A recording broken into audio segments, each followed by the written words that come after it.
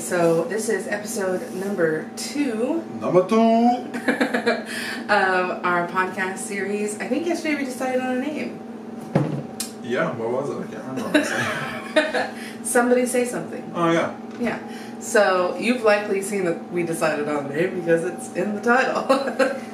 But we're really excited that we have thought of a name and we can quit arguing about it / Jayme torturing me about it.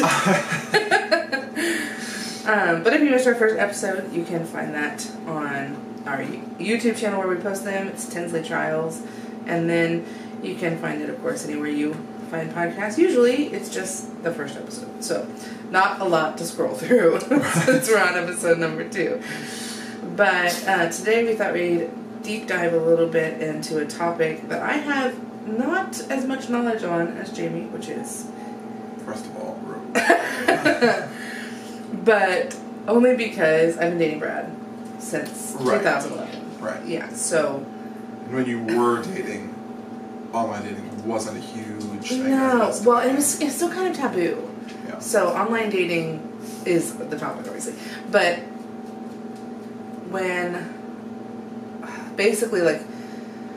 I was single from about, like, February of 2011 until Brad and I started dating in October of that year. Mm-hmm. So there was just, like, this brief window of time where I was, like, kind of on the dating scene.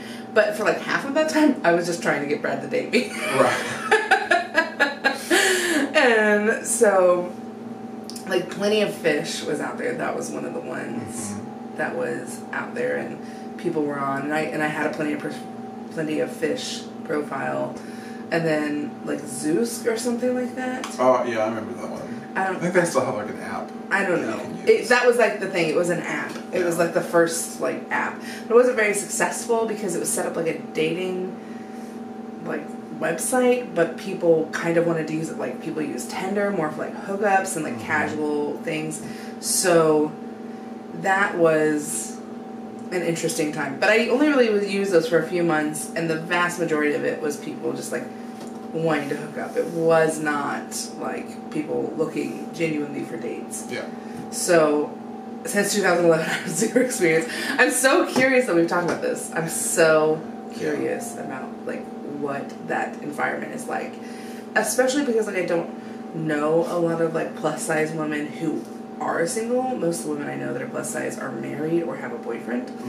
And so they're not using these apps and they have no experience with them either. Yeah. So like I'm just like I wonder what that experience is like for a plus size woman. But I know you have a pretty unique experience also because you're a plus size man and you're also gay. So it's like a whole hullabaloo of fun, I'm sure. So when did you first start like experiencing the online dating world? How old were you? Probably around 19 is when I started. Wow. It was like out of high school. Yeah. Because I'd always heard of like the apps and stuff like that. One of the bigger ones, at least here, and I would say most around, is Grindr. That's kind of the biggest one. Okay. For gay men is the biggest one. And a lot of people, all these apps are, like you said, they're dating apps. Right. But that's not what people use them for. At all. And people... Say Mom! Well, it's not even that. Because, we live in the middle of nowhere. Especially right now. Yeah. We didn't grow up in the middle of nowhere, but now we really live in the middle. So it's kind of harder, especially for gay men to like find another gay person without going somewhere, because there's no bars like that here in Canada. And the one that was most likely like that is closed down now, so it's like not possible to meet anybody. Right. But yeah, I started using it, and that was kind of like I ripped the Band-Aid off and just let everything happen. That was that time. And that's really the only one I use Tinder too, but they're not like, it's not that exciting, to be honest with you. You get the occasional hookup every now and then, but then it's like long periods. Well, especially, and for someone who is bigger, it's not as easy trying to hook up with somebody. Not as fun. Yeah, because there are a lot of conceited asshole guys out there that unless you're like a rock hard body and you look like you just walked out of like a Calvin Klein ad, they're not going to give you the time of day. Which, you know, whatever. Mm-hmm. Everyone has their own type. I don't like stuck up assholes. So. But yeah, I mean, there's nothing too exciting about it, honestly. Right. It honestly is kind of depressing sometimes. That was kind of my next question. So, like, does it, like, because the experiences aren't great, because I know, like, you've had some, like, odd experiences with men that you've met through these apps, like, is it almost counterproductive? Is it almost like something that makes it feel harder to be single because of how people are on the app? Well, I don't know, but I mean, it's just, it doesn't put a lot of faith into, like, finding an actual relationship. I mean, right. I don't know, it's really weird. And honestly, I don't know if I'd want to find an actual relationship off of one of these apps, because some of the people are kind of creepy. Maybe Tinder, just because Tinder you get a little bit more detail into the profile, whereas Grindr, it's like, I mean, you get their age. Well, you get their age. You can be as detailed as you want in the profile, but most people aren't. Yeah. Or there are a lot of like creepy married men, and it's just like, he clearly has the demons you need to work out. True. So. You know what we didn't do? What? We said we were going to switch our chairs out today. Oh, we didn't. Now we can't. I know. Fucking continuity. God damn it. Now you've said it, my ass hurts already. Oh, God damn it. We're sitting on these kitchen chairs that are just like wooden kitchen chairs. If you're not watching. It's like the worst idea ever. And they're just... They're horrible. They're not very comfortable, and I'm realizing we're only like 7.5 minutes into this podcast, and it's like, damn. So I guess we could. I mean, we could take a hiatus and BRB with new chairs. Let's do that, because I don't want to sit for the next 50 minutes. Without a comfy chair. So, if y'all wonder what happens, we're getting new chairs. Getting new chairs. Oh my lord. Just a little. There. Getting adjusted. That's a little complicated. Here. What are we talking about? I don't know.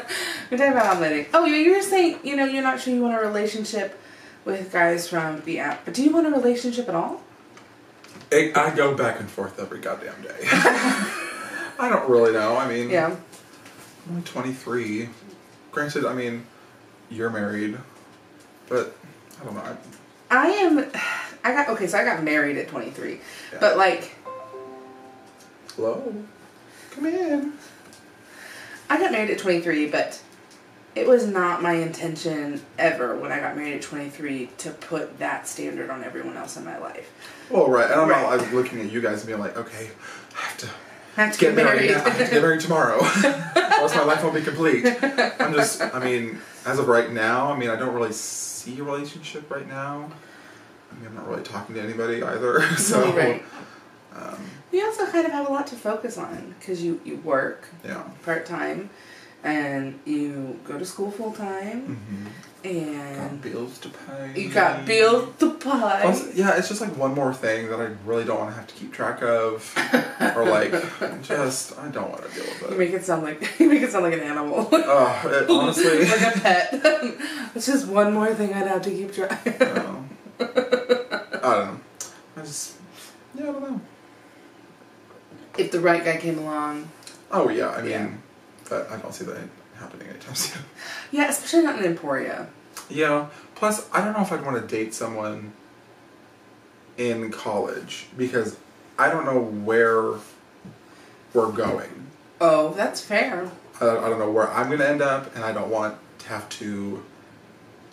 I don't really want to have to, like, ask them where they're going and be like, oh, but I'm going over here. There's this great job opportunity over here. Blah, blah, blah, blah, blah. I mean, I don't know. I still have, like, 2 years left at school, so... Yeah. And I don't want to, like, get serious with somebody now and then in 2 years move completely away. So it's like... I don't know. That just doesn't sound appealing to me. Well, we touched on this a little bit yesterday, but dating as a gay man, being plus size is basically a hellhole.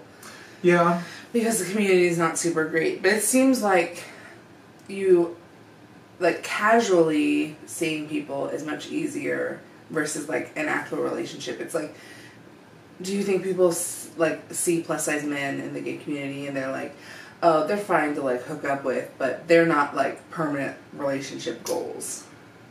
No, I don't really see that. It's kind of the opposite.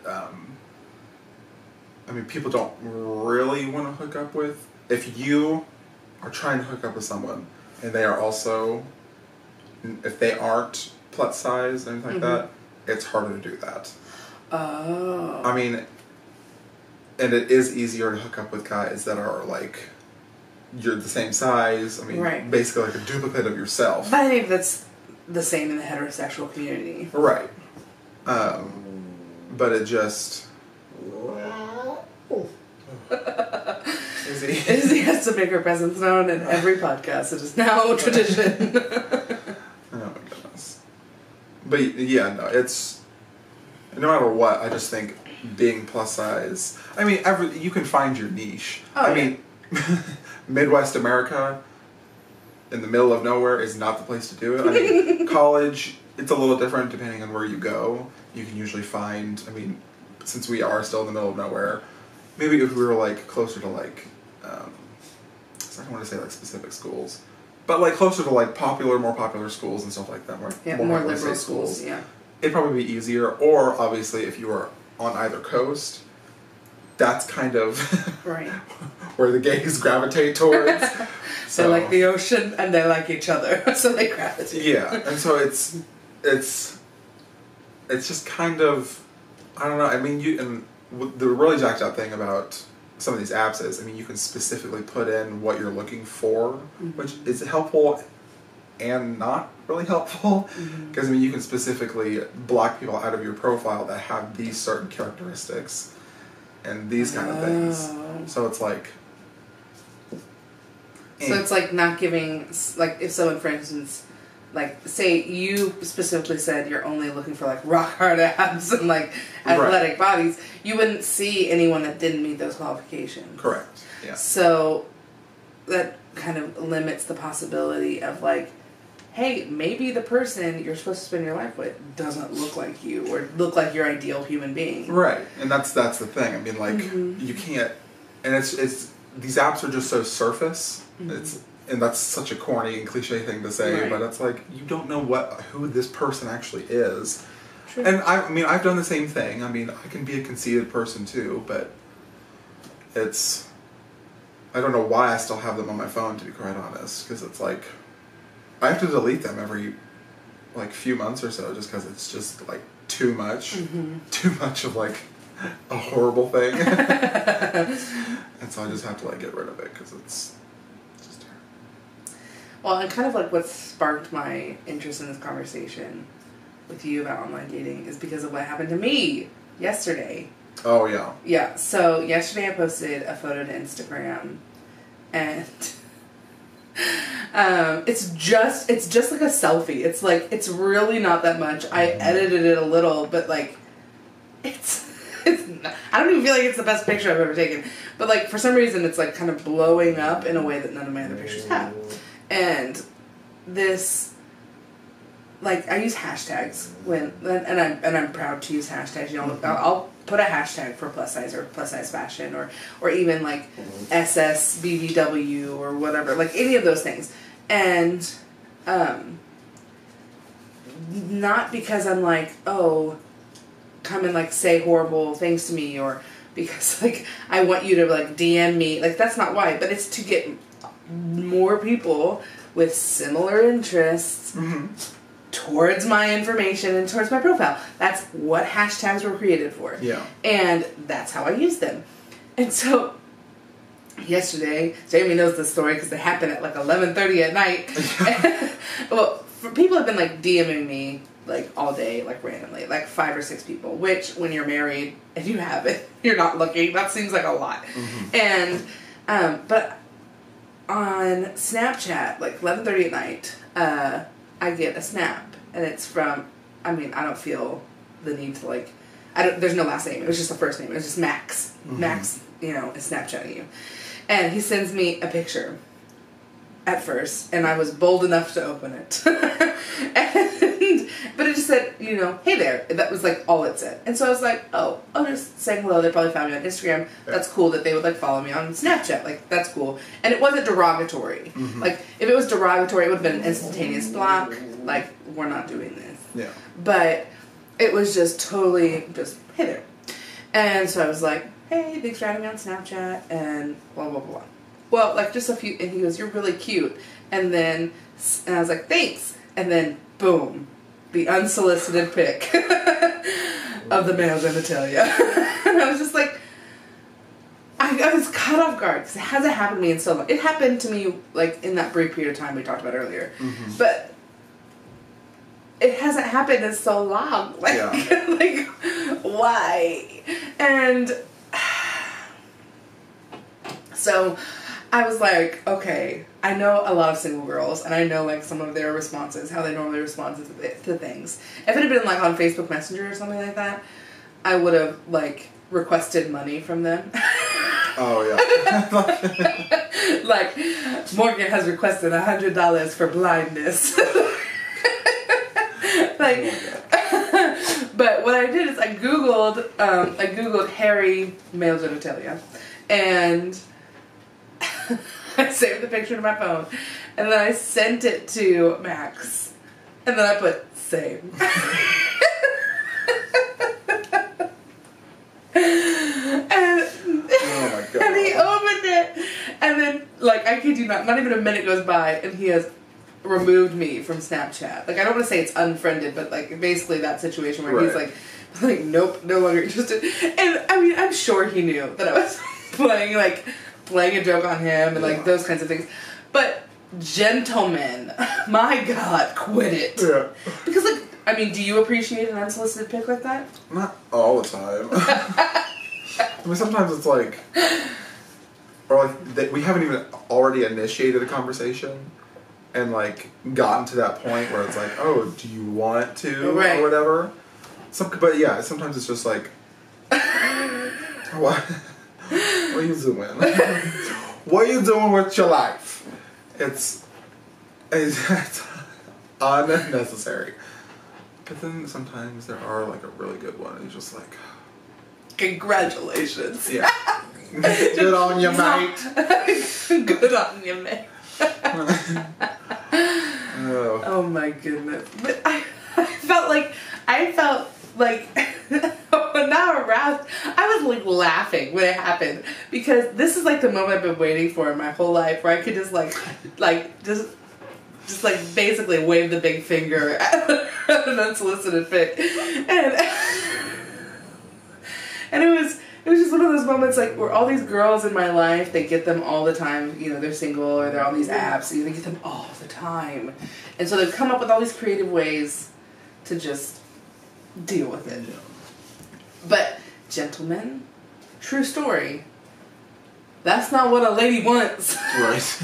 Like, don't do that. You're not getting what you want out of it. Especially, I mean, if it's like specifically for a hookup, I mean, I guess that's a little less creepy. Right. But if you're on an app and you have the intentions of like talking to someone, and then all of a sudden you just throw out a dick pic, it's like, what does that mean? Like, also, Max, not that impressed. Right. But like I have never gotten one and thought, oh, I need to go visit that. Yeah. Like, it's never been that situation, and it's always just been so telling of character for me. Oh yeah. Yeah, like, and straight guys can be so douchey. First of all, gay men can be catty, but I feel like there's just like a whole level of like, especially white straight dudes, like, where they just feel like they can just throw it around and get whatever they want and do whatever they want and say whatever they want. And there's no repercussions because eventually someone will date them. Right. And I feel bad for that someone. Yeah. But it's true. Like, I can think of 3 or 4 guys off the top of my head who I legitimately assumed would never get married because they're pieces of garbage. Yeah. They're just masochists and, like, anti-feminism. And first of all, that means you're anti-equality. That's what that means. Yeah. If you're anti-feminist, you're anti-equality to me. And we just, like, differ on so many moral things. And I'm like, what? Who would ever marry this dude? And, like, some of them are now, like, having kids. And I'm just like, yay. I hope you have a little girl and you can learn how wrong you were about how they should be treated. Yeah. Because if they have a little boy, they're just going to raise them to be crappy dudes. They're not gonna do anything different. They're just gonna be like, oh, boys are easier. No, boys are just as hard if you parent them correctly. Yeah. You know, you need to instill those values that you instill into your daughters, into your boys. Right. And trust that they're going to make sound decisions of character at all times in their adult life. Because you're raising a citizen. And yeah, like a real human being. Like, you're not just raising a teenage boy. Like, I feel like people, like, see parenthood stopping at, like, that teenage level. They don't, like, oh, I just need to get them through high school. Like, nah, fam. Yeah. You gotta prepare them for real, actual life. And, you know, there might be parents out there who are like, I'm offended by this. How dare you say that's all I think about my kids? First off, you think I'm talking about you, that's on you. That's not on me. Right. You've assigned that to yourself. Yeah. Like my sister, definitely not how she parents. Like, she is raising citizens of the world. And, you know, I may talk about Megan a lot and her little girls throughout this podcast. But Megan and I differ in opinion on a lot of things. We haven't always had a great relationship. That's a pretty well-known fact in my life and amongst my friends and probably all of our family. But there was a big age gap. We just didn't always go on. But I will never have a negative view of how Megan parents her girls and how she raises them. Because she raises them to be fiercely independent and strong and opinionated and just like Madeline and her friend, they were sad when Trump won because they thought he was a bully. Because, you know, I mean, at that age... Good times! Good times! So... Get refreshed. But, I mean, so I'll probably talk about them a lot. But I think if you're parenting right now, one, parenting is a lot harder now because of social media. But I genuinely think, like, if you're not conscious of the fact that this person could make or break real life situations 15 years, 20 years from right now. I mean, somebody out there is raising a president right now. Somebody out there has a 4-year-old that will be president one day. And that's crazy. But can you imagine? Hello! Ma'am! Pets and a podcast. That's what we should name it. So, somebody out there has a 4-year-old that's going to be president of the United States. And can you imagine if they didn't do their due diligence to, like, raise them appropriately? Like, it makes me crazy. Like, thinking about that. Like, that there's possibility in so many children to be, like, senators and congressmen and women and, like, do all these amazing things. But, like, somebody could fail them as a parent and, like, affect that sort of, like, future for them. Yeah. Or I mean, they could be on the path to be a firefighter or an incredible police chief or, like, all of these things that make a huge difference in our society. But how you parent them can affect those things. And I don't think we see that. I think we see that, our children's choices affect where they go in the future. But if you don't instill in them and nurture them with a certain level of character, they're not going to get there on their own. Like, I'm not just going to decide on my own to be a police chief because the system is corrupt and I want to be the change that, you know, police in this certain area need. Yeah. Like, I'm not going to decide that on my own. I have to be given a little, like, bit of knowledge. I have to be aware of the systemic oppression that's happening to people of color. And I was never made aware of that as a kid. Like, that never happened. Right. And to be honest, I'm not sure my parents agree that there is a systemic oppression happening. Yeah. And that's hard. That's hard when you went to community college in an inner city area where the vast majority of the like other students are from the surrounding urban area and schools that are considered underserved and just really not succeeding. I mean, obviously the people I was in classes with and the students at that community college, they were doing the most. You know what I mean? Like, they were absolutely working their tail off. They were absolutely working to get out of whatever situation they came from to better themselves. And I have never been ashamed to say that that is where I spent 3 years of my education. That was an incredible place for me to grow. I learned so much there about just like the racial tensions in Wyandotte County and Kansas City, Kansas, and just even the surrounding areas. I learned so much about what it was like to really grow up in Wyandotte. Mm-hmm. And yes, I grew up in Wyandotte County, which, I mean, is the smallest but most racially diverse county in the state. But I grew up in like the white part. Like, you know what I mean? Yeah. Like, I grew up in Bonner. So it's one of those things that it was never like obvious to me. But like, it should have been. My parents should have been telling me about those things. And again, not to step on our parents, that's not what this is about. So, but I mean, that should have been a thing. And like, you grew up, like, you moved quite a bit because of your dad's job. Yeah, but the majority of it was in Johnson County. That's where I grew up. And if you're not from this area, then you probably don't know, but Johnson County was, when I was growing up, the 4th richest county in the whole country. Mm-hmm. And so, you grew up in a very middle-class family. You grew up in the very middle-class area of Johnson County. Yeah. And you were like the 4th richest family in the state. Oh, God, no. No, by any means. No, so not to give you that impression of Jayme and how he grew up, but that particular county just has so much money. Like, Overland Park and, like, Stillwell and, like, all of that area have so much money combined. I mean, like, there are people in the top 1%, you know, the United States, wealth-wise, living in Johnson County. Yeah. And, but Johnson County borders what?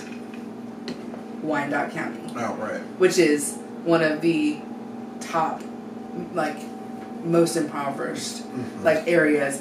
Definitely in the state, and then probably in the, like, as far as, like, the Midwest and in the country, it's probably pretty rough. Yeah. But it's so crazy, because it is. There's just, like, a little border, and it's, like, the poorest live right next door to the richest. And you hear about this all the time. And we weren't planning on, like, deep diving, like, racial, like, divides in the Kansas area. But, like, it's beyond me about how that occurs. And I think the fact that people don't think about it, are not aware of it, is bizarre. And it's privilege. Yeah. You know what I mean? Like, I feel like that's a privilege to not be aware of it, because that means it's not affecting you. Yeah. And my parents both work in Johnson County. My dad, I don't think I'm going to share his name because he's a really private person, but my dad works, he's worked on, like, Mercedes-Benz cars for, like, ever. Longer than he's been married to my mom, and they've been married over 35 years. And he runs a Mercedes shop in Johnson County, and he does a fabulous job, and he's great at his job. But he drives from Leavenworth County all the way out there because we couldn't afford, when he got that job there, to live within the same county as where he worked. My mom also works in Johnson County. She works like 10 minutes from my dad. And she, again, drives 27 miles every day, one way, to get to work. Because they will hire people. Johnson County businesses want to be in Johnson County because the people who hire Johnson County businesses, my mom's is a little bit of an exception because it's a construction company, and that construction company, the people who own it are magnificent people. I will never say a bad word about the place where my mom works. I worked there for 5 years. They're incredible. No harm, no foul on my end. They're incredibly giving people. They give a lot to charities. They are there because of the construction business in that area. Yeah. That's why it's a location of convenience. But like Mercedes being sold and repaired in Johnson County, you know, there's a reason why. It's because the people who buy them live there. Right. But the people who work on them don't. They live in Wyandotte. And they live on the very edge of Shawnee, you know, on the very edge of the Johnson County line. Mm-hmm. As close to Wyandotte as you can get without being there. Or they live in, you know, Baser and Tonganoxie and like these surrounding areas of Leavenworth County. And that's just so telling that I will pay quote unquote $250,000 for a car, and that will profit this business, and this business will have a repair shop for my $250,000 car, but they are not going to pay the individuals who repair it enough money to live in the area nearby for work. Right. And like I never thought about that until I was an adult. But that is just like more systemic oppression. There are, I think, many people of color in my dad's shop. Mm-hmm. You know? And lots of them live in that like KCK, you know, area. And where it's just more affordable. But it's crazy to me that you're working on $200,000+ cars. You can't afford to live in a house within 10 minutes of work. Yeah. You know, like that equation just doesn't make sense to me. Mm-hmm. And I think part of it is how, in general, mechanics are paid based on hours worked, and like it's a whole like equation. Right. But like if you're working on Mercedes, you should be making more than a guy working on Fords. I guess, yeah. It's way more complicated technology. Yeah. Like Mercedes-Benz was the first car company to have like the backup video cameras and stuff. The first company to have like satellite radios and like iPod docks and like all of those kinds of things. And their technology has always been ahead, except for maybe Tesla, who has like just really come out of nowhere in the last, 2 years. Probably 3 or 4 really. But Mercedes-Benz has always been just kind of like a step ahead of those kinds of things. And my dad straight up says that he rarely hires a guy anymore that doesn't have some sort of IT certification or degree, because there's so much computer in those cars. Yeah. But my dad has no college education, no college diploma, and the most he knows about IT is what's in those vehicles, because he's constantly learning and going to classes and get, an education on those cars. But like today, I couldn't just start changing tires and oil in a shop and 10, 15 years from now be working on Mercedes anymore. Like that's not how it works. Mm-hmm. My dad had the benefit of coming into cars when cars were, essentially complex, simple machines. Yeah. And he started out, just doing the least, the small stuff that made quick money for a shop in San Diego. Yeah. And eventually, he's now doing what he's doing.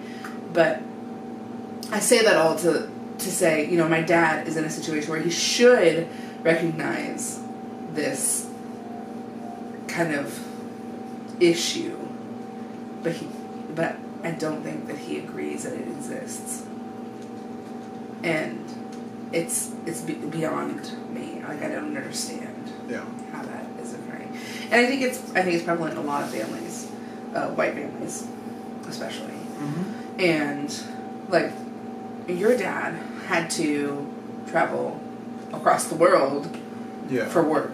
Yeah. So when did that happen? When did your dad leave the States? Well, I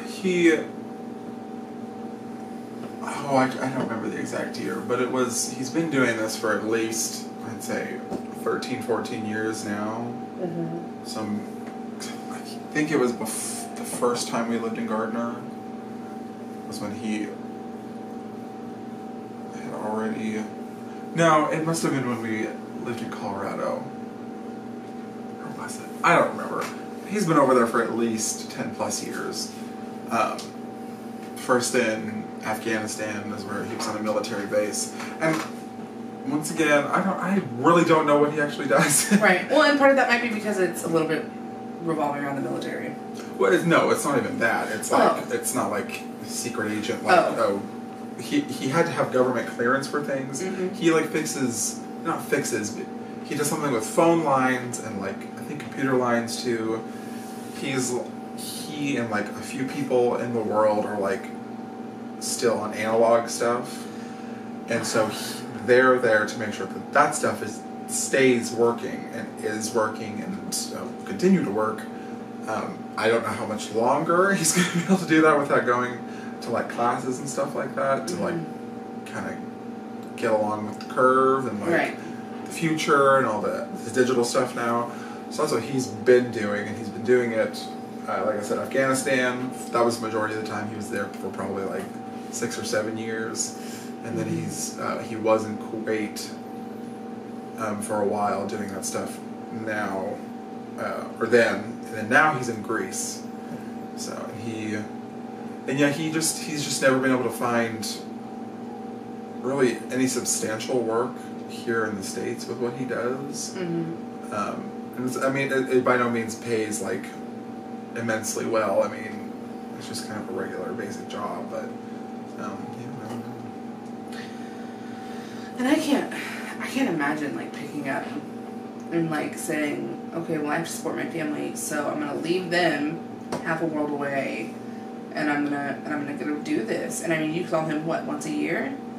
Yeah, well, the beginning it was like twice a year. Mm-hmm. It was only for like a couple weeks at a time, and then it was just cheaper for him to come home once a year for like a month. We did the twice a year thing. That was for a really long time. That was probably for the first 5 or 6 years that he was over there, and then it was just easier for him to come home once a month. We tried to do it either the summertime. There were a couple of times where he was able to come home during the holidays, but trying to get vacation time off for that was just really hard because it's first come first serve with that. Right. But yeah, I mean, first couple of years it was difficult, and then it was just kind of how things are now. So, wow. Yeah. I can't. My mom's a trooper. Yeah. For raising us 3 little assholes for our like, entire existence. Oh, good times. I still can't believe I haven't met your mom. I need to meet your mama. We've only known each other about a year. I know, but it feels the majority of that year, my mom hasn't been in the States. True. I just feel like, I don't know, I just feel like I should know her by face. But I don't. It's okay, Mama Canna, if you watch Didn't you meet her at one of her performances? For opera performances? I don't think so. Oh, maybe that was just Tyler and Katie. Maybe. And they didn't even actually meet. They just like saw her? Yeah. Well, I think Tyler told my mom and my sister where to go for one of the performances, but I don't know. No. But Mama Cannon, if you're watching, much love. I'll meet you soon. Mama Cannon. Oh, Izzy, hello. We have a guest at the table. If you're watching, you can see her little face. Yeah, you want to be a part of the podcast? You already have been. You're well known. Your bark is telltale. I'm sorry I'm like not contributing to this at all today. I am at half speed today. You're contributing. I feel like you're contributing. You talked a lot in the first 20 minutes about online dating. Yeah. But even then I was like, I'm not here. Not here for it. Getting all the Izzy kisses. But, bless you. Bless you. Bless you. But something else I was kind of thinking about is like, I was looking on. Sorry, down. Stop. Yeah, you just stay here. So something else I was thinking about is like how on this goes back to social media. Like social media, like what is up with Instagram? Can we just talk about how bizarre the standards on Instagram are? Oh, they're ridiculous. It's so bizarre. Like Snapchat, you can post the weirdest things to it. Like there's like a level of formality associated with like what you post. Like Twitter is a free for all. Yeah. Like post your opinion anytime, anywhere, say something, we don't care. Mm-hmm. Like that's Twitter. But Snapchat is kind of like the next level where people are always like posting pictures of their friends and like just crazy stuff, like not necessarily any sort of like rules or regulations. I feel like the only type of people that like really are careful about what they post on Snapchat are like celebrities. Yeah. And then, or if like your mom's watching it. Right. But then there's also like that level of formality that comes in with Facebook, which I feel is weird. And Facebook is like the pristine, clean, like... Oh, yeah. You know what I mean? Like, it's like my perfect life framed by Facebook. Facebook, I pretty much use for family. Yeah. That's pretty much that is. And then, like, Twitter, all I use that for is, like, celebrity stuff, really. I mean, like, what's going on around the world. Because, I mean, that's where I get my news from, is from Twitter. Yeah. You just go to the moments and then usually most everything is there. What did Trump do today? Right. And, I mean... I could probably go without Instagram, to be quite honest. Right. Because, one, most things that people post on Twitter are on Instagram or vice versa. Mm-hmm. And I just... I'm just not the biggest fan of Instagram. I think we need to up your Instagram game. I just don't like taking pictures of myself. Okay, but let me take pictures of you. Even still. No, because I was just thinking, I was like, what if you became like a plus size man influencer? Like, I don't know. That just sounds like a lot of work. Well, plus you have to give the people who listen to our podcast places to follow you. Well, yeah, but that's why I have Twitter. Twitter. So, aka, I have to post for us on Instagram. Right. I was taking pictures for Instagram today in the bathroom. Jayme heard my little camera shutter. And I was like, don't mind me, just taking the grand photo.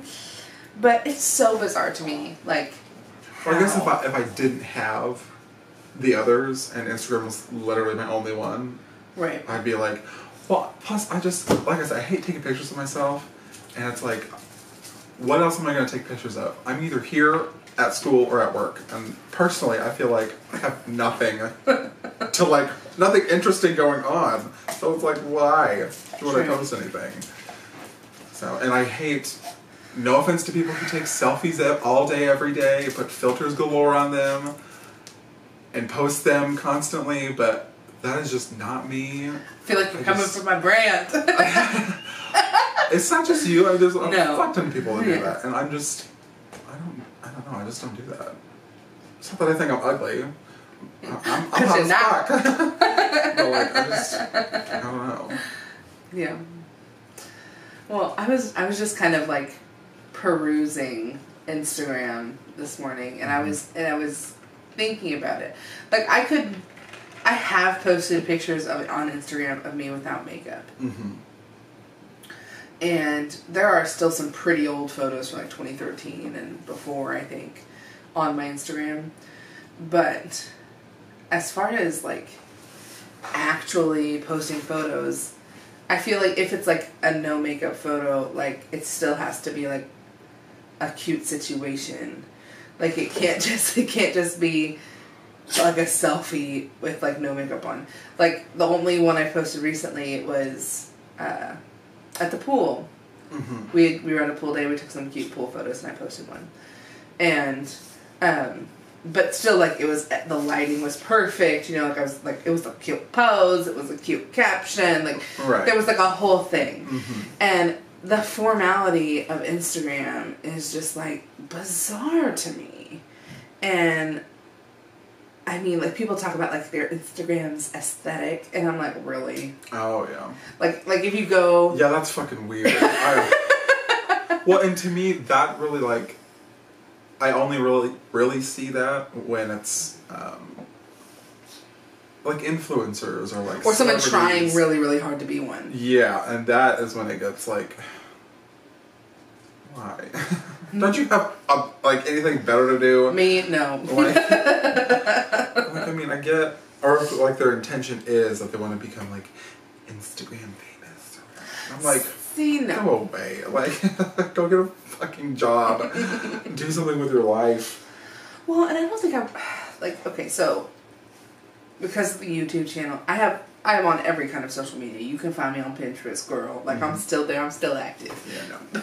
But, because of, like, my YouTube channel, like, all of those things, it wasn't started, I talked about this a little bit on the channel, but, like, it wasn't started because I wanted to be, like, YouTube famous. If that was my intent, I would have done crazy videos. I would have been an out there personality. I am a pretty out there personality. I'm very fun. Barefoot, but I wouldn't have been there for just like casually talking about makeup, talking about drugstore brands. But legitimately, the number one reason I started my YouTube channel was because there was a need in my life for a plus size YouTuber that talked about makeup, because I had an interest in makeup. I watched a lot of beauty YouTubers. I wanted someone who was plus size and didn't just wear Chanel makeup and like really expensive stuff. I wanted someone who talked about drugstore items. I wanted someone who was like more real and affordable. And do I have high-end makeup in my vanity? Absolutely I do. But the vast majority of what I use isn't that expensive. Like, the most expensive things I use are usually like eyeshadows, because like there was an eyeshadow that I like palette I had to buy because it was like stunning. But like that would be, you know, like the high-end thing that I would be using. But like my favorite blush costs like $7 or $8. And you know, it's not something that I spend a lot of money on. And I think that's kind of a similar thing, is kind of what draws me to Instagram. Is there's only so many plus size women out there bringing positivity that do not have a scandalous past. Like, there are some, like, I hate this phrase, but like feminazi, you know, feminists that are just really, really, really, really, really, really, really aggressive, and basically, oh no, your chair. So basically, like, they are just like really, really aggressive, and in a way that is anti-men. Because like feminism isn't inherently anti-men; it's just pro everyone. Yeah. And like, or they haven't like ripped people off for money or said racist things. Like, I know of very few. And like, there's a few people, I'll post in the description of the actual YouTube video for this, but I'll post in the description box there, you know, some recommendations for Instagrams to follow. Of course, I'll post all of our social media there as well. But genuinely, I just feel like, and I think that's also kind of why we started this podcast, Somebody Say Something. It's because we feel like we belong to an underrepresented group of people. Between the two of us, I feel like there is like, we are both white. There's no getting around that. But we're absolutely allies to people of color. And if there is something that we really want to get out of this, it's just that, you know, we're out here. You know, you're not alone in this. If you relate to any of our struggles, you know, we out here and we doing it, like, we're leisuremen, but I don't know. I think that's like where it all comes down to for me. It's just like, somebody needed to say something, and eventually you have to quit asking somebody else to do things for you. Like, you know what I mean? You just have to eventually just like, okay, enough is enough, and just kind of go with it. that's kind of where like the YouTube channel kind of came into play, and that's why I've been like pushing mainstream more recently. So I kind of had the feeling like I was gonna be putting myself back out there on YouTube, and I was hoping we would get this podcast started. We talked about it a few times, before, and so like I've been revamping my Instagram, trying to get more attention to that, so I can draw more attention to us in the long run, because I feel like if we can sit people down for an hour once a week and just talk about these things, like today we talked about online dating and the racial divide and the racial divide in Kansas and like the Kansas City area, and like we talked about all sorts of things, and we rambled and we jumped around, and if maybe we should be more 1 to 2 topic oriented, let us know. But for now it's just like whatever is kind of on our hearts and present there. But I don't know, I think just sitting down for an hour and just kind of letting people know they're not alone, and maybe turning on a light bulb in somebody else's head is worth our time. Mm-hmm. I really do. I feel like it's worth our time. Yeah. But, Jayme, do you have anything else you want to talk about today? Not really. Like I said, I'm at half speed today. My brain is not on. I'm going to have to give you a day off tomorrow. Yeah. I need to edit my video from yesterday. Still. I haven't done that yet, so. But it's a get ready with me, so it should be up. No trouble at all. If you guys haven't seen it yet, it's already up on the channel by the time you're listening to this, so go check out that, and be sure to subscribe, turn on notifications if you feel like it, otherwise it's all good. But I guess this was our episode number 2 of Somebody Say Something, and we'll see you next week. Yeah. Bye guys. Bye.